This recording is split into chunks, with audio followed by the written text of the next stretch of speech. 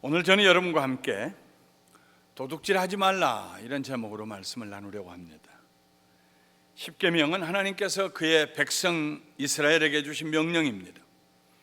십계명은 구약 시대에만 있었던 필요한 명령이 아니고 예수님의 보배로운 피로 죄 사함을 받고 하나님 자녀가 된 우리들에게도 주신 변함없는 하나님의 말씀입니다. 십계명의 첫째 계명은 나 외에 다른 신을 두지 말라입니다. 그리고 십계명의 다른 9계명들은 다 이 첫 계명에 연결이 되어 있습니다.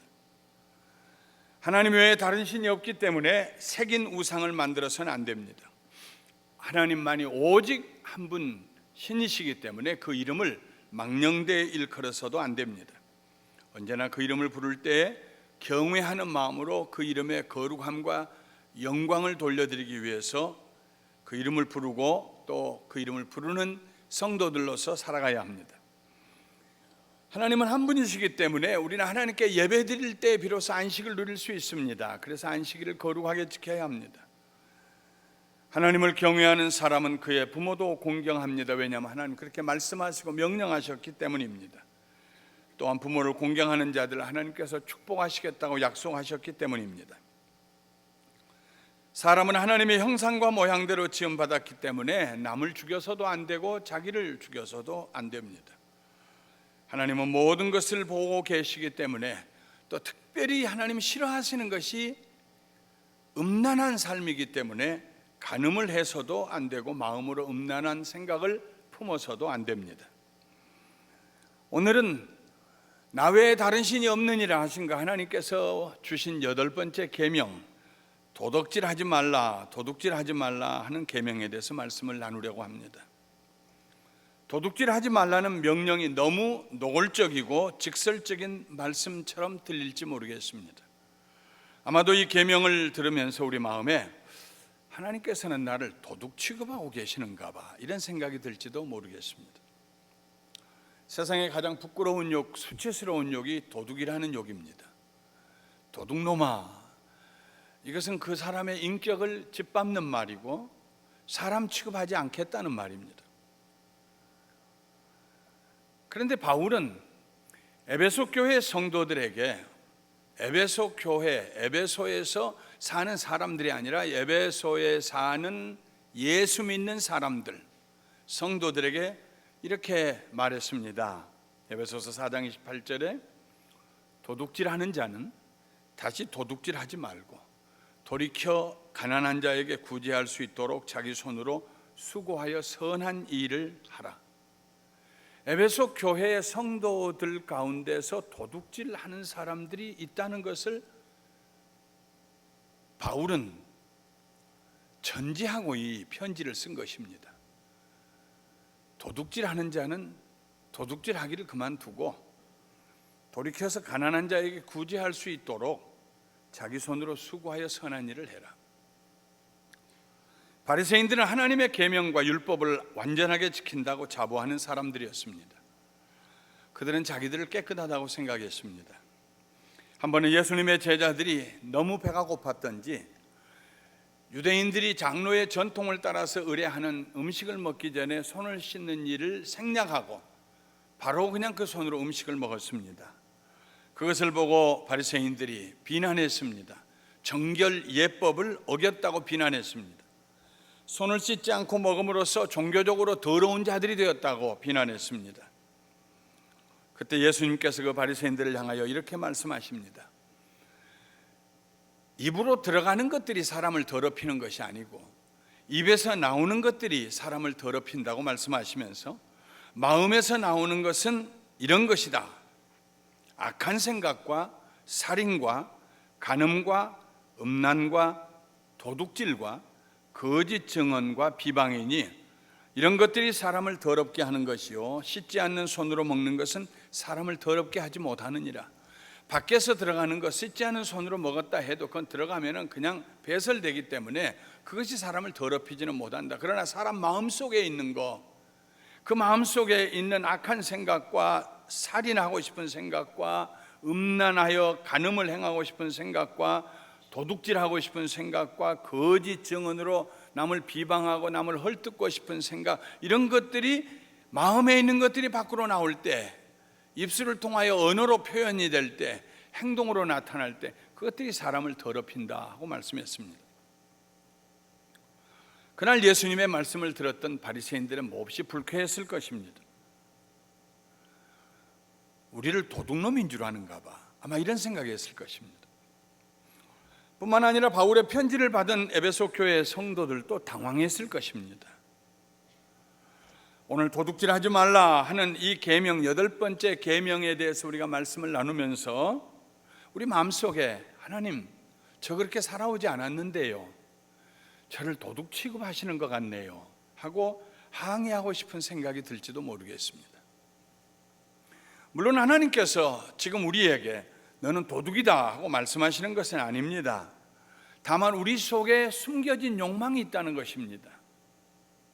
사회 규범이 없다면은, 법이 없다면은, 비난을 면할 수만 있다면은 얼마든지 남의 것을 내 것으로 만들고 싶어하는 그런 욕망이, 잘못된 욕망이 우리 속에 있다는 것을 인정하라 하는 말씀입니다. 그리하여 우리로 하여금 그 욕망의 함정에 빠져들어가지 말라는 경고의 말씀입니다. 우리 속에 살인하고 싶어하는 마음이 있는데 그것이 바로 미움입니다.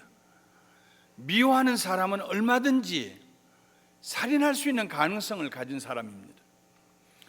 우리 속에 음란한 생각을 품은 사람은 얼마든지 간음을 저지를 수 있는 가능성을 가진 사람입니다. 우리 속에 탐욕을 가진 사람은 얼마든지 도둑질할 수 있는 가능성을 가진 사람입니다. 이런 마음들이 밖으로 나타날 때 살인이 되고 간음이 되고 도둑질이 된다는 말씀입니다. 동기에서부터 우리 자신을 살펴보라는 말씀입니다. 이러므로 도둑질하지 말라 하는 계명 앞에서 우리는 좀 더 겸손할 필요가 있습니다. 하나님, 내 속에 도둑질도 할 수 있는 무서운 탐욕이 있습니다. 내 힘으로는, 내 능력으로는 다스릴 수가 없습니다.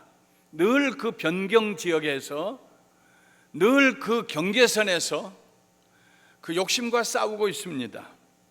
성령님 제게 오셔서 이런 탐욕을 다스릴 수 있도록, 그 생각에서 자유할 수 있도록, 정직하고 청결하고 깨끗하게 될 수 있도록 저를 도와주시옵소서 하고 겸손하게 기도할 수 있어야 한다는 말씀입니다. 나는 절대로 넘어지지 않는다는 사람은 쉽게 넘어집니다. 그러나 나도 넘어질 수 있다 생각하는 사람은 넘어지지 않습니다. 왜 하나님의 백성들이 도둑질을 하면 안 될까요? 그런 행위가 하나님을 심히 욕되게 하는 행위이기 때문입니다.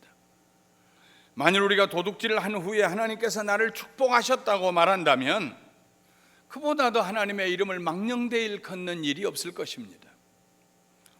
하나님께서 그와 함께 남의 것을 훔치는 일에 동참하셨다는 얘기가 될 것이니까요. 하나님께서 그런 일이 그의 백성들에게 실제로 일어나는 것을 보시고 시편 50편 16절부터 21절에 이렇게 책망하시는 장면이 나옵니다. 악인에게는 하나님이 이르시되 네가 어찌하여 내 율례를 전하며 내 언약을 내 입에 두느냐. 어찌하여 입을 열기만 하면 내 말을 하느냐. 입을 열기만 하면 성경 말씀을 얘기하느냐. 네가 교훈을 미워하고 내 말을 내 뒤로 던지며 도둑을 본즉 연합하고 간음하는 자들과 동료가 되며 내 입을 악에게 내어주고 내 혀로 거짓을 꾸미며 앉아서 내 형제를 공박하며 내 어머니의 아들을 비방하는도다. 내가 이 일을 행하여도 내가 잠잠하였더니 네가 나를 너와 같은 줄로 생각하였도다. 내가 너와 같은 줄 아느냐. 네가 그런 악한 생각을 하고 도둑질하는 것을 생각하고 간음하는 일을 생각하고 형제를 비방하고 그러면서 내 말을 하고 하나님이 나와 함께 하신다, 하나님 나를 축복하셨다, 내가 너와 같은 줄 아느냐. 내가 너를 책망하여 네 죄를 내 눈앞에 낱낱이 드러내리라 하시도다. 하나님께서는 우리의 생각을 아십니다. 시편 139편에 기록한 것처럼 우리를 감찰하시는 하나님이세요. 감찰한다는 말은 옛날 사람들이 알곡과 쭉정이를 나누는데 바람이 부는 언덕 위에 올라서서 탈고 간 곡식을 그릇에 넣어가지고 높이 들고 이렇게 부으면은 바람이 불어올 때에 쭉정이는 멀리 날아가고 알곡만 그 자리에 남습니다. 그것이 감찰입니다. 주여, 내 속에 있는 걸 감찰하여 주시어서 진실한 것과 거짓된 것을 구별하여 주시옵소서 하는 것입니다. 주께서 내 생각을 알지 못하시는 것이 없습니다. 내 전후 좌우를 둘러보십니다. 내 마음의 생각을 아시고 내 혀의 말이 밖으로 표현되기 전에 이미 하나님은 아십니다. 나를 아신 하나님, 내 행위를 보고 내 말을 들으시고 판단하시는 것이 아니라 내 동기를 판단하시는 하나님, 어린아이와 같은 순전함으로 우리는 하나님 앞에서 하나님이 나를 보고 계신다, 알고 계신다고 고백하면서 죄를 멀리해야 합니다. 제가 어렸을 때는요, 주일학교 교회에서, 지금은 교회학교라고 합니다만 주일학교라고 그랬어요. 주일학교에 가면은 늘 선생님이 설교도 하시고 찬송도 하고 새로 전도해 온 아이 있으면 상도 주시고 여러 가지 하지만 그 중에서 빼놓을 수 없는 것이 동화 시간입니다. 꼭 매 주일마다 얘기를 하나씩 해주세요. 그런데 참 그 선생님들 지금 생각하면은 쉽지 않았을 거예요. 매주일 얘기를 해야 되니까 어느 날인가는 아마 본인이 만들어 가지고 온 얘기 같아요. 하긴 모든 동화가 만든 것이지만 이런 얘기를 했습니다. 하루는 거지 아버지하고 거지 아들하고 참외밭 옆을 지나가고 있었단다.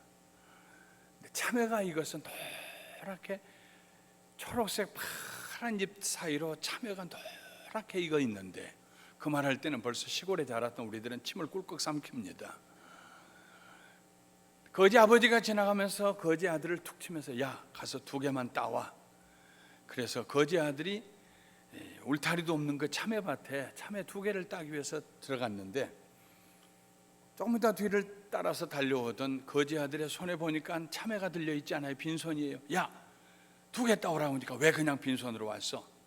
그러니까 거지 아들이 아버지를 쳐다보고 하는 말이, 아버지, 하늘에서 하나님이 내려다보고 계세요. 그래서 못 따고 그냥 왔어요. 그 거지 아버지하고 거지 아들은 교회를 다녔는가? 선생님이 만든 얘기 같겠지요. 근데 그 얘기를 들은 이후로 제 평생에 그 말이 그 생각이 떠나가지가 않아요. 하나님이 보고 계신다. 하나님이 보고 계신다. 방 안에 들어가도 굴 속에 들어가도 어느 곳에 있어도 말을 하지 않아도 생각만 해도 하나님이 보고 계신다. 얼마나 어린아이같이 단순한 생각입니까? 그러나 이 생각을 하는 사람만이 죄를 멀리할 수가 있습니다. 죄를 두려워할 수가 있습니다. 죄를 더럽게 생각할 수가 있습니다. 우리 하나님께서 우리를 축복하실 때에 절대로 불의한 방법을 사용하지 않으십니다. 그러므로 우리는 삶을 살면서 하나님의 이름을 거룩히 여김을 받게 하기 위해서, 그의 영광을 드러내기 위해서 언제나 정직하게 살아야 합니다. 세상의 모든 사람들도 사람을 선택에 사용할 때 제일 먼저 보는 중요한 관점이 정직한가, 정직하지 않는가입니다. 회사의 사장님이 새로운 직원들을 채용하는데 능력이 있느냐, 유능하냐 하는 것보다 더 중요한 건 정직하냐 하는 것입니다. 정직하지 않는 사람은 그의 유능한 능력을 사용해서 그 회사를 망하게 할 것입니다. 비록 조금 능력이 부족해도 정직한 사람, 조금 천천히 걸어올지라도 그 사람은 회사에 유익을 끼칠 수가 있습니다. 나라의 공무원이 정직하기를 사람들은 원합니다. 인간관계에 있어서 정직함이라는 단어는 중요한 역할을 합니다. 정직함이 없는 나라는 결국 무기력하게 되고 허물어지게 될 것입니다. 그러나 정직함이 있는 사회는 어떤 어려움 가운데서도 무너지지 않습니다. 한 개인의 삶도 마찬가지입니다. 비록 좀 늦는 것 같지만은, 얼른 꽃이 피지 않는 것 같지만, 정직한 사람은 전체를 두고 볼 때 참 아름다운 열매를 맺는 삶을 살게 됩니다. 정직함에 있어서 우리는 느슨하지 말아야 합니다. 남이 정직한가 정직하지 않는가 비판하기 위해서 우리가 사는 것 아닙니다. 하나님이 우리에게 원하시는 정직함은 우리 자신에 대한 것입니다. 내가 정직한가? 내 마음에 남의 것을 훔치려고 하는 그 동기가 나를 사로잡고 있지는 않는가? 나는 정직한 삶을 살고 있는가? 이런 면에 있어서 우리는 단호해야 되고 타협하지 않아야 합니다. 2주 전에 내 부모를 공경하라 할 말씀을 전할 때도 제가 인용을 했습니다마는 잠언 28장 24절에 부모의 물건을 도둑질하고서도 죄가 아니라 하는 자는 멸망받게 하는 자의 동류다. 부모의 물건을 도둑질하고도 it is not wrong 하고 생각하는 사람은 망할 자의 친구다 하는 것입니다. 부모의 집에 갔어요. 문을 열고 들어가는데 아무도 없어요. 그래서 거기에 있는 무슨 물건을 그냥 가지고 왔어요. 얘기도 않고 그냥 사용하고 있어요.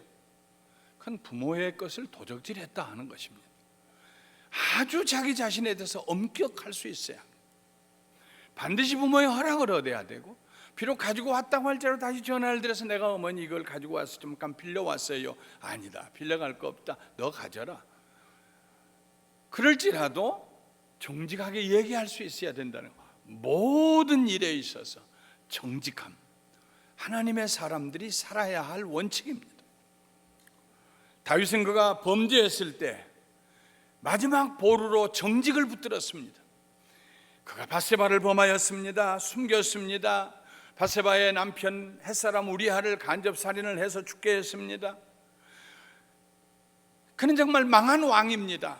하나님 앞에서 고개를 들 수가 없는 왕이 되었습니다. 그런데 그가 하나님 앞에 기도할 때 시편 51편에 마지막에 하나 붙드는, 하나님 이것만 놓치지 않게 해주세요. 이건 내 삶의 마지막 보루입니다. 하나님 이거 하나만 주께서 내게 거둬가지 마시옵소서 했던 것이 정직함입니다. 하나님이여 내 속에 정한 마음을 창조하시고 내 안에 정직한 영을 새롭게 하시옵소서. 내가 죄를 범했다고 고백할지라도 정직하게 고백하게 하여 주시옵소서. 내 안에 정직한 영을, 내 안에 정직한 영을, 내 안에 정직한 영을 새롭게 하여 주시옵소서. 그러면 내가 다시 살 것입니다. 그러면 내가 다시 회복될 수 있을 것입니다. 정직함만 가지고는 충분하지 않습니다. 난 도둑질 해본 적이 없어요. 도둑 취급하지 마세요. 그것만 가지고는 충분하지 않습니다. 그건 당연한 것입니다. 하나님의 백성들로서 정직하고 도둑질하지 아니하고 하는 건 당연한 것입니다. 그것은 자랑할 만한 일도 아니요, 칭찬받기 위해서 하나님 기억해 주세요 하고 내놓을 만한 항목도 아닙니다. 그건 당연한 것입니다. 그리스도인은 정직함에서 그 경계선에서 돌아 나와서 세상 사람들처럼 부정직하고 남의 것을 훔치고 도둑질하는 그 자리에서 돌아 나와서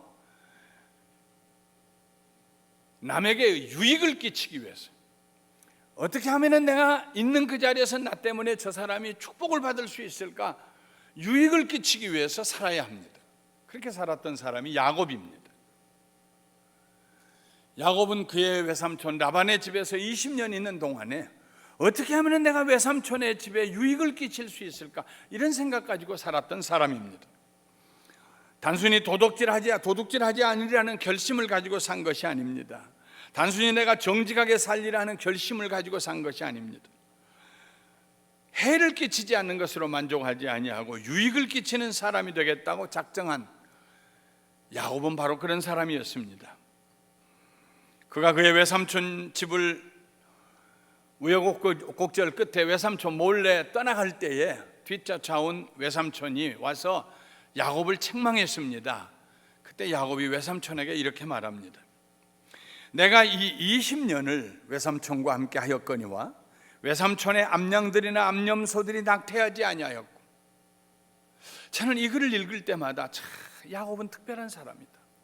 자기 것도 아닌데, 자기 양도 아닌데, 밤낮 자기 속여먹는 외삼촌인데, 입을 열기만 하면 거짓말을 하고 입을 열기만 하면 속이고 임금을 속이고 그런 외삼촌인데, 그럼에도 불구하고 야곱의 마음속에 가지고 있는 한 가지 결심이 있어요. 내가 외삼촌 집에 암양이나 암염소나 외삼촌 집에 있는 가축이 새끼를 낳을 때에는 내가 그 밤에 잠을 안 잘지라도 그 새끼를 잘 받아서 새끼 어느 새끼 하나라도 어미에게 깔려 죽는 일이 없도록, 탯줄이 목에 걸려서 숨이 막혀 죽는 일이 없도록 내가 잘 받아주리라 결심을 했어요. 짐승이 새끼를 낳는데 무슨 정해진 시간이 있습니까? 산기가 있긴 하지만 언제 날지 모르는데 가서 잠자고 싶지 않겠어요?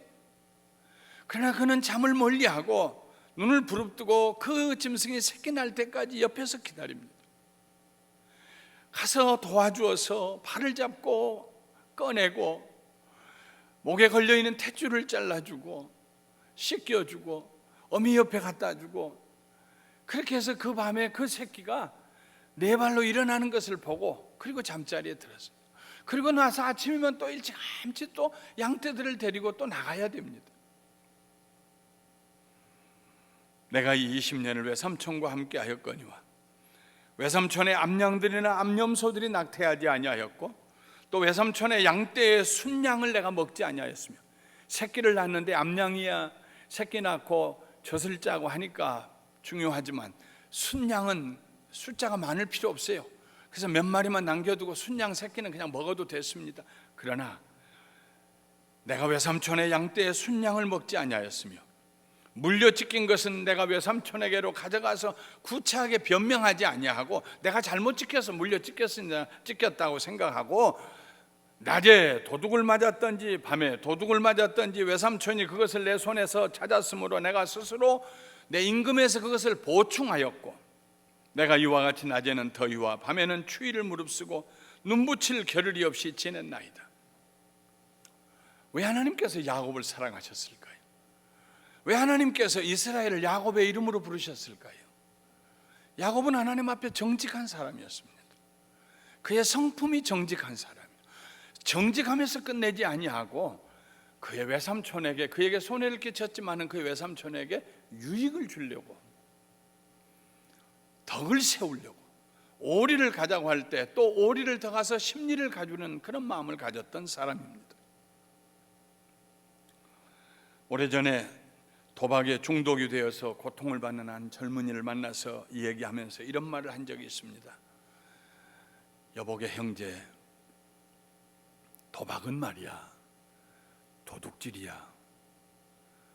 내 눈을 부릅뜨고 목사님 그게 왜 도둑질이에요? 왜냐하면 땀 흘리지 아니하고 옆에 사람이 잃는 돈 훔쳐가려고 오려고 거기에 있기 때문에 그건 도둑질이야. 당신이 그게 도둑질이라고 생각하면, 영적으로 도둑질이라고 생각하면 당신이 도박의 중독에서 벗어날 거야.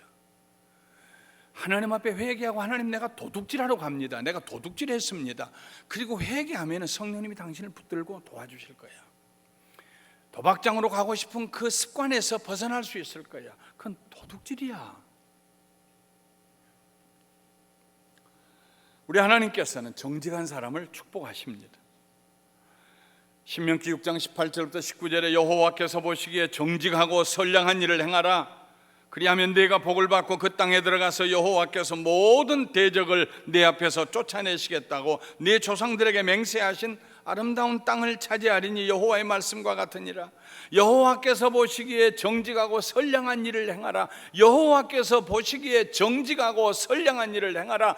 여호와께서 보시기에 정직하고 선량한 일을 행하라. 그리하면 네가 복을 받고 그 땅에 들어가서 그 땅을 차지할 터인데 여호와께서 하신 말씀과 같으리라. 잠언 15장 8절에 악인의 제사는 여호와께서 미워하셔도 정직한 자의 기도는 그가 기뻐하신다고 그랬습니다.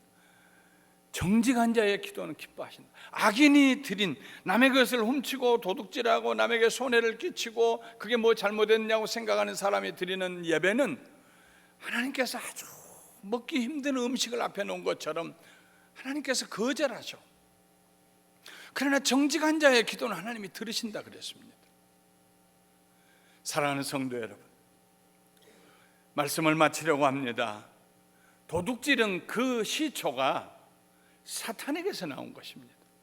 사탄은 도둑질하기를 좋아합니다. 도둑이 오는 것은 도둑질하고 죽이고 멸망시키려는 것뿐이요, 내가 온 것은, 예수님 말씀하시기를 내가 온 것은 양으로 생명을 얻게 하고 더 풍성히 얻게 하려는 것이니라. 우리가 세상을 살면서 도둑질하지 말라, 그 하나님의 말씀 앞에서 때로는 우리의 연약함을 내놓고 하나님 내 속에 탐심이 있습니다. 이게 좀 더 부풀어지면은, 또 그럴 만한 환경이 이루어지면은 나도 도둑질할 수 있는 사람입니다.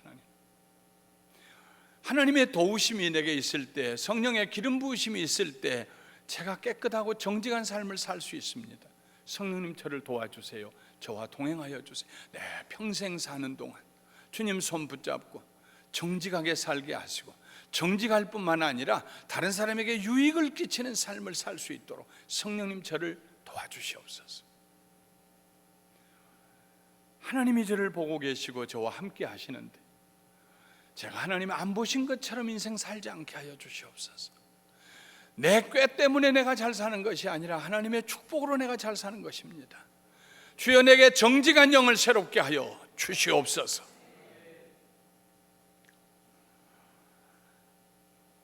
정직한 사람은 반드시 성공할 기회를 얻게 됩니다. 사람들이 그를 신뢰하고 그에게 중요한 일을 맡기게 될 것입니다. 사람들이 그를 따르게 될 것이고 그는 마침내 지도자가 될 것이며 그의 삶이 위대한 삶이 될 것입니다.